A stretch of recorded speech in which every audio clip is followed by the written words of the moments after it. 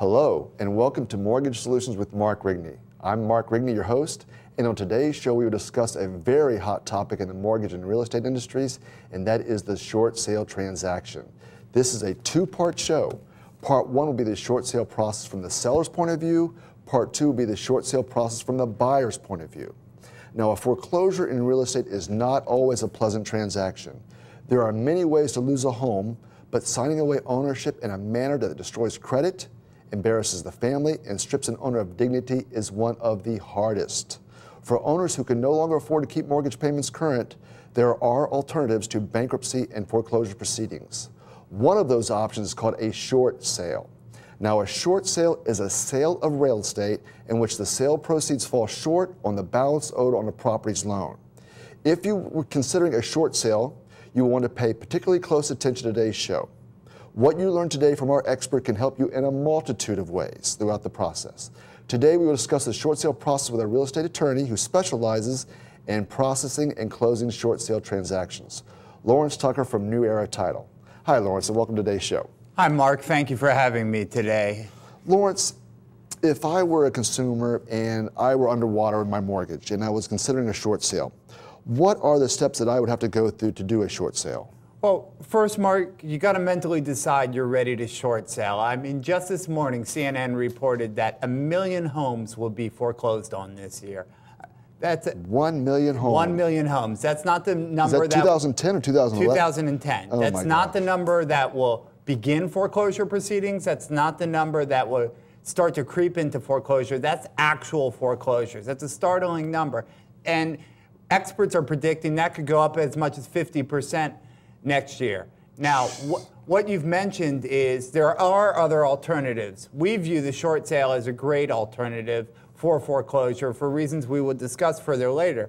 But the first step is really a mental step. You have to prepare yourself for the process. The lender is going to request that you put together a package in order for them to ascertain whether or not your collateral, your house, is eligible for a short sale. Mm-hmm. And in general, most lenders request the following. They request a hardship letter, which in it you detail why you can no longer afford the home. Mm-hmm. And that hardship is not because the real estate market has fallen. Well, the real estate market's fallen in most of the country, so they're well aware that the real estate market's fallen. But maybe because your job was in construction, and now that construction is down so much, your income is not the same. Maybe you had a short-term ARM on your house, an ARM being an adjustable rate mortgage, mm-hmm. that is adjusted to a point where you can no longer afford it. Maybe you were receiving spousal support, had a tenant. There are a variety of reasons.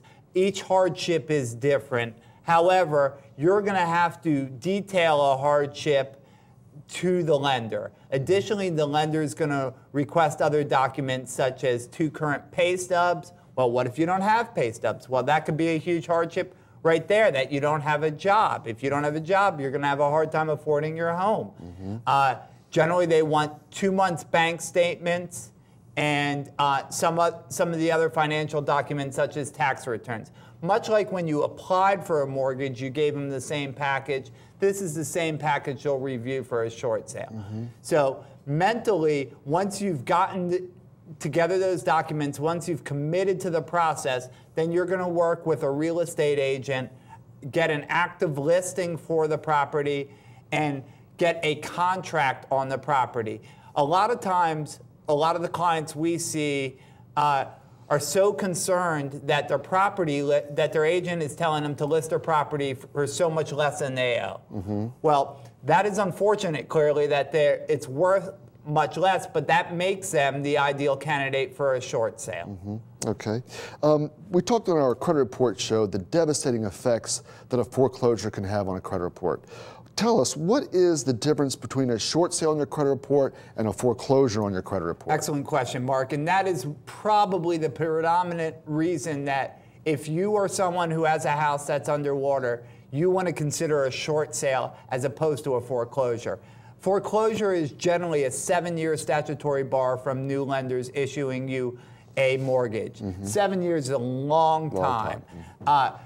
The tax laws and some of the banking codes have changed in 2010, where now Fannie Mae has come out and said, if you do a short sale, which appears on your credit report as a settled debt, as opposed to a foreclosure, if you do a short sale, you're eligible to reacquire a property within 24 months. 24 months as opposed to 7 years. 2 years as opposed to 7 years. That's a lifetime of difference. Do you know what the effects on your credit score will be for a foreclosure versus a short sale? Another good question, and one that's hard to answer with certainty. It depends where your other credit is. If you've been paying your credit cards, if you've been paying the other consumer loans on your credit. Again, it really depends how profound your hardship's been and what you've been able to pay.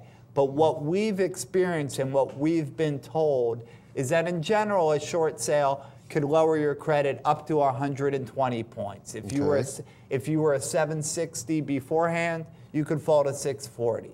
Again, out of 640. But the good news is, once you've done that short sale, once it's completed, your credit starts to rehabilitate. So you'll find that within that 24-month period, by promptly paying your other credit cards, consumer loans, which you have not lost because you have not declared bankruptcy or been foreclosed on, you will rehabilitate your credit. So then when you're eligible to apply for a new mortgage, you qualify anyway. You said a short sale could affect your credit score by 120 points. How many points can a foreclosure affect your credit score? I know there's no one set answer, but generally speaking.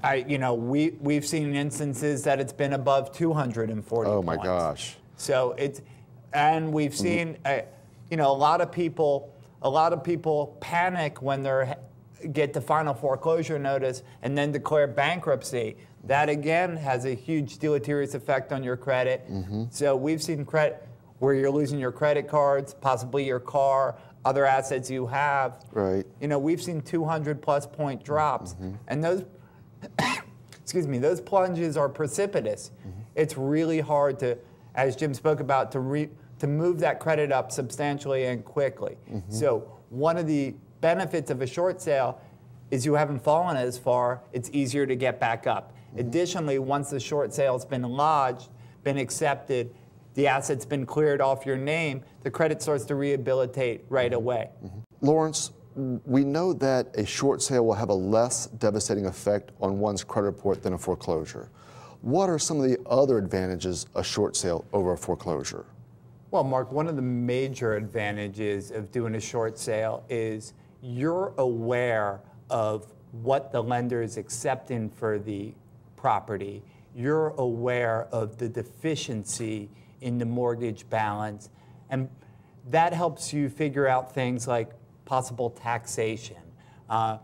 One of the changes to the tax code that's come about in the last year and a half is that the first $1 million in mortgage forgiveness on your primary residence, if you've met some of the occupancy tests, is forgiven. This is not the case on investment properties. When you do a short sale on an investment property, you're well aware of, number one, what your deficiency is going to be because you know what the figure the lender is receiving. That can help you figure out your taxes, figure out if you're going to have phantom capital gain on the property, figure out your further financial situation. Additionally, when you don't control that, meaning when you do a short sale, you're in control. Right. When you go to foreclosure, it's not in your control. Completely out of your hands. Your house that was once worth $700,000, which might now be worth $300,000, the lender can say they only